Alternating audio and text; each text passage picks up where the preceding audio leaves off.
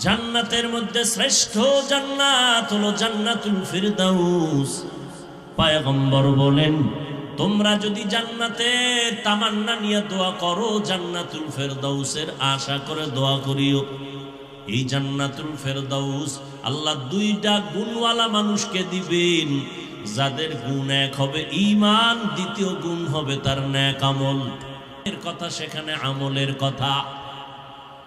ওয়াল আসর ইন্নাল ইনসানা লাফি খুসর, সময়ের শপথ, সব মানুষগুলো জাহান্নামে যাবে, চার গুণওয়ালা মানুষ জান্নাতে যাবে। ইল্লাল্লাযীনা আমানু ওয়া আমিলুস সালিহাত, যারা ঈমান আনবে, নেক আমল করবে, তারা জান্নাত পাবে। ওয়াত-তিনি ওয়াজ-যাইতুনি ওয়া তুরি সিনিনা ওয়া হাযাল বালাদিল আমিন লাকাদ খালাকনাল ইনসানা ফি আহসানি তাকওয়িম সুম্মা রাদাদনাহু আসফালা সাফিলিন। চারটা জিনিসের কসম করে আল্লাহ বলেন, মানুষের মতো সুন্দর কাউকে বানাই নাই। এই মানুষ যদি সৌন্দর্যকে ধরে রাখতে না পারে, চূড়ান্ত জাহান্নাম, বেইজ্জতির নিম্ন সীমানায় চলে যাবে, তবে তারা যাবে না। ইল্লাল্লাযীনা আমানু ওয়া আমিলুস সালিহাত ফালাহুম আজরুন গায়রু মামনুন। যেখানে ঈমানের কথা সেখানে আমলের কথা।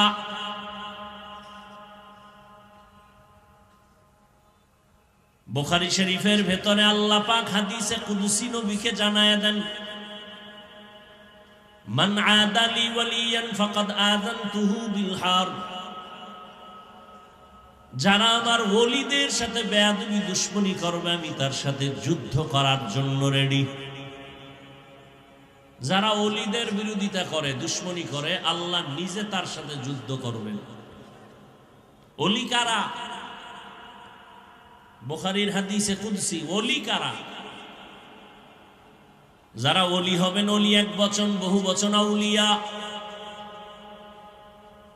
ওলি কারা? আল্লাহ নবীর জিগাইয়া, নবীকে আল্লাহ আবার বয়ান দিয়া বলেন, ওলি তারা যারা শুধু ইবাদত ফরজটাই করে না, পাঁচ বেলার নামাজ না, শুধু রোজা না, বেশি বেশি বেশি বেশি ওভার ডিউটি করে, নফল ইবাদত করে, করতে করতে করতে করতে আমি মাওলার এক মহব্বতের নজর তার উপরে পড়ে যায়। আর ওই নজরটা যখন পড়ে, তখন তার অবস্থা স্বাভাবিক থাকে না। আমি আল্লাহর কুদরতের এক পাওয়ার তার মধ্যে আসে, তখন বান্দার হাত আমি আল্লাহর হাত হয়ে যাই, বান্দার জবান আমি আল্লাহর কুদরতি জবান হয়ে যাই, নফল ইবাদত বেশি করে।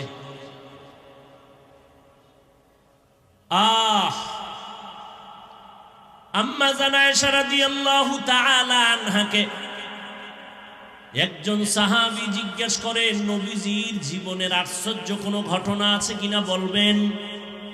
আম্মা জান বলে, নবীর আশ্চর্য কোনটা না, সবই তো আশ্চর্য। বলে, তারপরও কয়, শুনো। আম্মা জান আয়েশা রাদিয়াল্লাহু তাআলা আনহা 6 বছরে রহমতের নবীর সাথে বিবাহের বন্ধন হয়েছে। 9 বছরে নবীর ঘরে আসছেন। আম্মা জানের 18 বছর যখন বয়স, আমার নবী জমিন থেকে বিদায় নিয়ে চলে গেলেন। বুঝে থাকলে বলবেন, আমার নবীর ঘর করলেন কত বছর? আম্মা জান 9 বছর।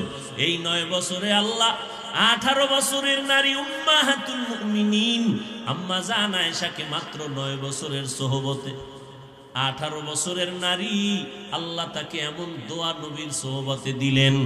আম্মা জান বলেন, নবীজির সংস্রব আর সোহবতে আর দোয়ার কারণে আমি আয়েশা 2000-এর উপরে হাদিসের হাফেজা হয়ে গেছি। শুধু তাই না, মহিলাদের ভেতরে শ্রেষ্ঠ মুফাসসিরা, তাফসীর কারক, যিনি বড় তাফসীর করতে জানতেন, আম্মা জান আয়েশা রাদিয়াল্লাহু আনহা, তিনি বলেন, নবীর সবই আশ্চর্য, তবে নবীর একটা আশ্চর্য শোনো। আল্লাহর নবী এতটাই ইবাদতে মশগুল হয়ে যাইতেন, 4 গজ লম্বা, 4 গজ চওড়া, এই ছিল আমার ঘর। এর আশেপাশে নবীর আরো অন্য বিবিদের ঘর। আজ রাতে নবী আমার ঘরে আসলেন, ঘুমাইলেন। হঠাৎ করে আয়েশা বলে, আয়েশা তুমি আমাকে একটু রুখসত দিয়া দাও। আমি রাজি হয়ে গেলাম। নবী দ্রুত নামাজের মধ্যে দাঁড়ায় গেলেন। এমন কান্না নবী শুরু করেছেন, কান্না এত পরিমাণ, আম্মা জান আয়েশা বলেন আমি নজর দিয়া দেখলাম নবীর সিনা মোবারকটা কান্নায় ভেসে ভিজে গেছে। নবী রুকুর মধ্যে গেলেন, দীর্ঘ টাইম কাটাইয়া কাঁদলেন, দাঁড়ায়া কাঁদলেন, সেজদায় গিয়া কাঁদলেন, মাথা উঠাইয়া কাঁদলেন। এমন এক রাকাত নামাজের ভেতরে কান্না কান্না করতে করতে দ্বিতীয় রাকাতের আগে বেলাল হুজরার সামনে আইসা নবীরে ডাক দিছে, নবী ফজরের আজানের সময় সমাগত। নবী এত পরিমাণ দাঁড়ায় নামাজ পড়তেন, পা মোবারক ফুলে যাইত, হাত্তা তারিমা কাদামা, নবীর পা ফুলে যাইত, এতটা দাঁড়ায় নবী দীর্ঘ টাইম থাকতেন। সাহাবী বলেন নবী নামাজে দাঁড়াইলেন, পেছনে আমরা নফল নামাজের মধ্যে নবী প্রথম আলহামদু, এরপরে সূরা বাকারা পড়লেন। রুকুর মধ্যে যাবেন, দীর্ঘ টাইম বাকারা পড়ার পর নবী রুকু দিলেন না, তারপরের সূরাটা পড়লেন, এটাও শেষ করলেন।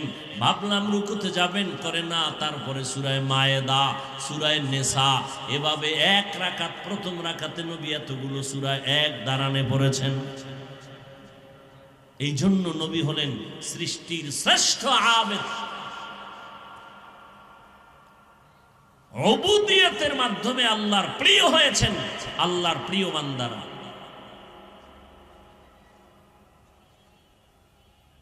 তো যে কথা বলতেছিলাম, আমল কতটা করছেন নবী।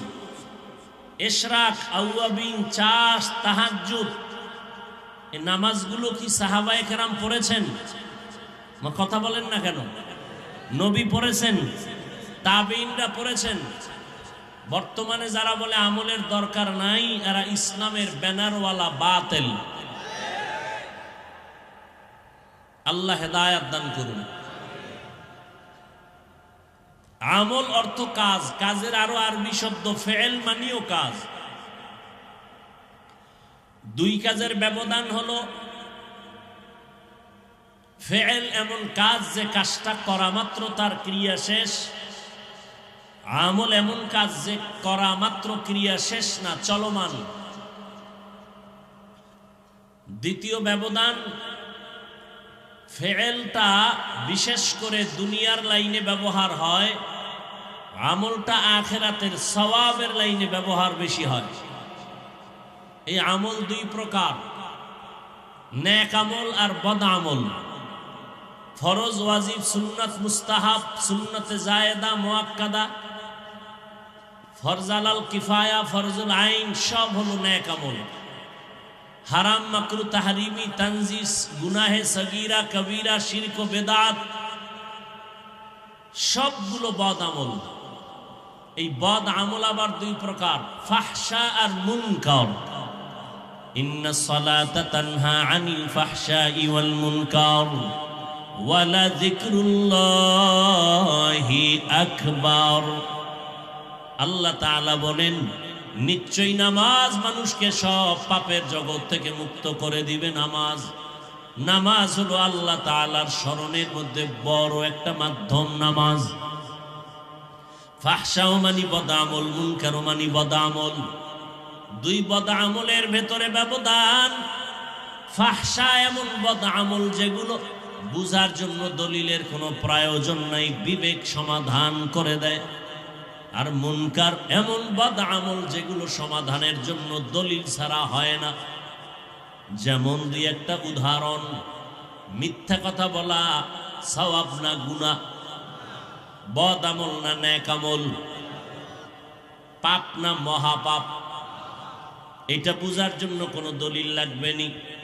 বলেন, সবাই বুঝে ফেলছে মিথ্যা বড় মহাপাপ। জমিনে কেউ মিথ্যা কথা পছন্দ করে না, যদিও দলিল আছে, কিন্তু দলিল পর্যন্ত যেতে হবে না। ওয়াইলু ইয়াউমাইযিল লিল মুকাজ্জিবিন, মিথ্যাবাদীর জন্য ওয়াইল নামক জাহান্নাম। মিথ্যাবাদীর জন্য ওয়াইল নামক জাহান্নাম। দলিল আছে না নাই? قال النبي صلى الله عليه وآله وسلم ইয়াকুম ওয়াল কিযব ফাইন্নাল কিযবা ইয়াহদি ইলাল ফুজুর ওয়া ইন্নাল ফুজুরা ইয়াহদি ইলান নার। পয়গম্বর বলেন মিথ্যা মানুষকে চূড়ান্ত খারাপের দিকে নিয়ে যায়, চূড়ান্ত খারাপের ফলাফল হলো জাহান্নাম। গালি দেওয়া হালাল না হারাম? জোরে বলেন। এটা বুঝার জন্য দলিল লাগবে নি, এটা সবাই বুঝে। গালি কেউ পছন্দ করে না, মুমিন গালি দেবে, বেঈমান পছন্দ করে না। মা বাবার গালি সন্তান পছন্দ করে না, সন্তানের গালি মা বাবা পছন্দ করে না, কেউ দুনিয়াতে গালি পছন্দ করে না। এটা বুঝে ফেললাম এটা ফাহশা বদামল। যদিও দলিল আছে কুল্লি ইবাদি ইয়াকুলুল্লাতী হিয়া আহসান ইন্নাশ শাইতানা ইয়ানজাগু বাইনাহুম ইন্নাশ শাইতানা কানা লিল ইনসানি আদুওয়াম মুবিনা। ও নবী, মুমিনদের জানায় দেন কাফেরের সাথে যেন তারা খারাপ আচরণ না করে। কেন? শয়তান মাঝখানে থেকে মুমিনের ক্ষতি করবে, ঝগড়া লাগায় দিয়া কাফেরের কোনো ক্ষতি হবে না।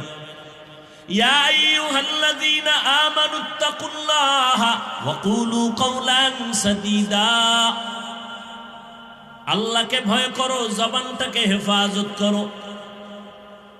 বারবার আল্লাহ জবানকে কন্ট্রোল করার কথা বলেছেন।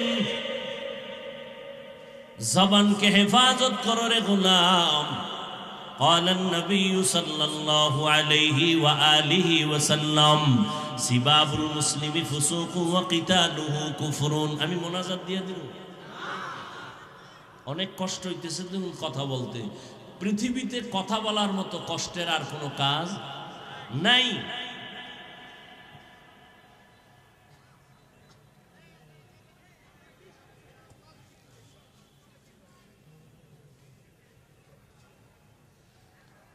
হ্যাঁ, আল্লাহ চাইলে সব হয়, বান্দা চাইলে কিছুই হয়। আপনাদের এলাকায় অনেক টাকাওয়ালা আছে, মাসে একবার মক্কা মদিনা যেতে পারে। কপাল খারাপ, যুগ যুগ হয়ে যায় যেতে। কপালে থাকতে হয়। রসুলের হাদিস যারা মানেন, মোহাব্বত করেন, রসুলের হাদিস মতে এটা এখন বেহেশতের বাগান। আপনারা বসার সাথে সাথে সব গুনাহ মাফ হয়ে গেছে। চতুর্দিক থেকে ফেরেশতারা প্যান্ডেলকে বেষ্টন করে রেখেছে। আল্লাহ পাক এইরকম এক মজলিস আরশে আজিমে ফেরেশতা দিয়ে মিলাইয়া দিয়েছেন। কত দামি মজলিস! এতগুলো মানুষ যদি এমপি সাহেব বা কোনো কোটিপতি এক জায়গায় জমা করতে চাইতেন, কতটা পেরেশান হতো তার। এক নাম্বার, তার আসা যাওয়ার ভাড়া দিতে হতো, ফ্রি গাড়ি, বসার জন্য ভিআইপি ব্যবস্থা, ফাঁকে ফাঁকে নাস্তার আয়োজন, না হয় চেয়ারের বাড়ি, নিরাপত্তার জন্য, নিয়ন্ত্রণের জন্য কত পুলিশ লাগতো, কত র্যাব লাগতো। কিন্তু বিশাল ময়দানের দিকে তাকাইয়া দেখো, এতগুলো মানুষ একজন কেউ কেউ জোর করে আনে নাই, সবাই মনের মোহাব্বতে আল্লাহর জন্য একা একা পায়ে হেঁটে গাড়ি ভাড়া দিয়ে আসছে। বসার বিছানাটাও ভালো না। কে ভিআইপি, কে নন ভিআইপি, কে ধনী, কে গরিব, কে আলেম, কে মূর্খ, কে ভালো, কে মন্দ, সব একাকার হয়ে বসে।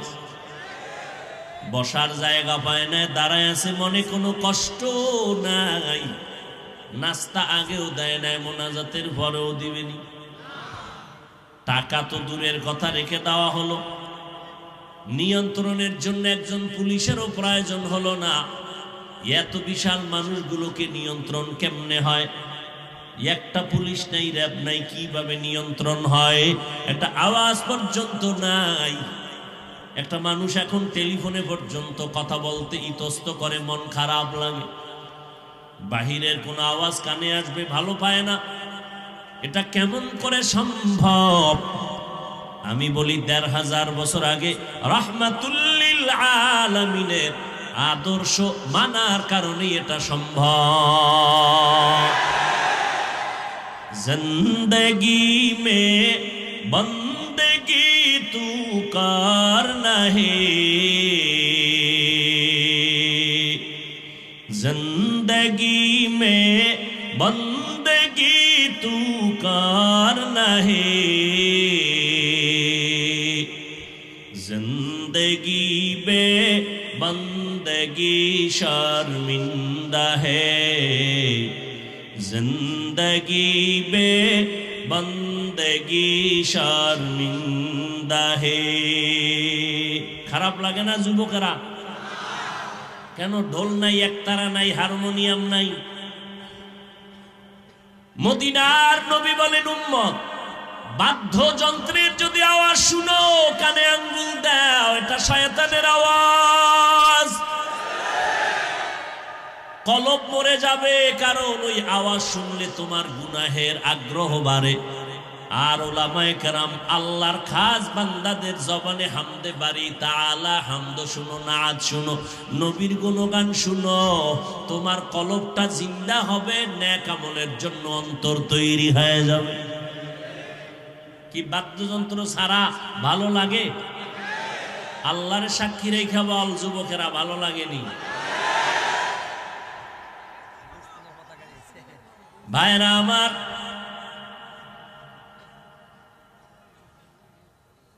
আল্লাহর মোহাব্বত নিয়ে বান্দা যে কোনো কাজ করবা মজা, কারণ মোহাব্বত মানুষকে অন্ধ বানায় দেয়, অসাধ্যকে সাধ্য বানায় দেয়। তুমি তো এখন এতটা দামি হয়ে গেছো, এখন বাংলা গান শুনো না হিন্দি গান শুনো? একজনে হিন্দি গান মোবাইলে বাজায় আর লাফাইতেছে। ভাই তুমি হিন্দি গানের অর্থ বুঝো? কয় আমিও বুঝি না, আব্বাও বুঝে না। তো লাফাও কেন? কয় মজা লাগে। দুনিয়া মে হো দুনিয়া কা তলবগার না হো,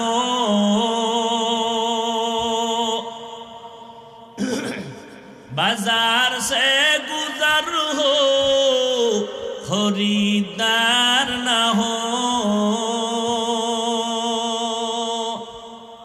ये दुनिया एक मिसल कागज फूल है, ये दुनिया एक मिसल कागज फूल है, जिंदगी में बंदगी तू करना है, जिंदगी में बंदगी तू करना है, जिंदगी में बंदगी शर्मिंदा है, जिंदगी में बंदगी शर्मिंदा है। যুবকেরা নিয়ত করা যায়, গান শুনিস না, নিয়ত করা যায়নি কয়দিন? আজকে দলে দলে বেঈমান কালেমার পতাকা দলে আসতেছে, আর মুসলমানের ঘরে জন্ম নিয়ে নবীর উম্মত দাবি করে বেঈমানের পা চাটা গোলাম হতে চলছো। আমার নবীর মতো নবী নাই, আমার নবীর মতো কোন দামি ব্যক্তি জমিনে আছে? এরে নবীরা আসে, আরামে খাইতেছো, ঘুমাইতেছো, তোমার খবর নাই সারা দুনিয়ার বেঈমান এক হয়ে গেছে মুসলমানকে ধ্বংস করে দেওয়ার জন্য। ওই আসামের খবর নাও, বসনিয়া চেচনিয়ার খবর নাও, মায়ানমারের খবর নাও, শুধু মুসলমানের আর্তনাদ কান্নার আওয়াজ। কারণটা কি জানে? মুসলমানের টাকা নাই, অস্ত্র নাই, এরপরও ওরা মুসলমানের ভয় পায়।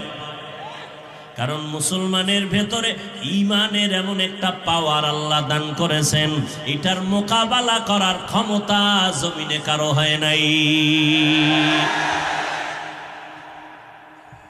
এরে নবীর উম্মতের দল,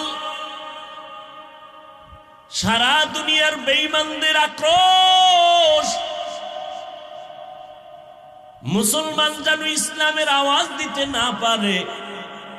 আমার আল্লাহ কয়, আমি যদি চাই তবে হবে, বান্দা চাইলে কিছুই হবে না। তবে বান্দা চাইলেও হবে যদি বান্দার চাওয়াটা আল্লাহর চাওয়ার সাথে মিলে যায়।